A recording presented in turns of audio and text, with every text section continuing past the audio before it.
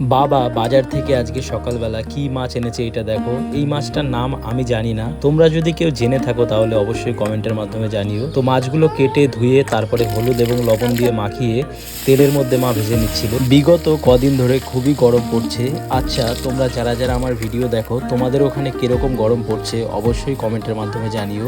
তো মাছগুলো ভাজা কমপ্লিট হয়ে গেলে এখানে মা আলু কেটে নিচ্ছিল, আর সাথে কিছু পটলও কাটা হচ্ছিল। আসলে আলু এবং পটল দিয়ে ঝোল করা হবে। যেহেতু গরম পড়ছে তো সেই কারণে বেশি মশলা দিয়ে খাবার না খাওয়াটাই ভালো। যেহেতু প্রচুর গরম পড়ছে বিগত কদিন ধরে, তো আমার মনে হয় সব সময় আমাদের জল খাওয়া উচিত। তাই সবাইকেই বলবো পরিমাণ মতন জল খাও, কারণ জল না খেলে আমাদের শরীর এই সময় ক্লান্ত হয়ে যাবে। মা আলু এবং পটলটা ভালো করে কষিয়ে নিয়ে পরিমাণ মতন জল দিয়ে দিয়েছে। তারপরে আমি মাছগুলো ছেড়ে দিচ্ছিলাম। আসলে মায়ের সাথে থাকতে থাকতে অনেকটাই রান্না শিখে গেছি। তোমাদের সাথে কথা বলতে বলতে আমাদের রান্না কমপ্লিট হয়ে গেছে। মাছের ঝোলটা কিরকম হয়েছে তোমরা কমেন্টের মাধ্যমে জানিও।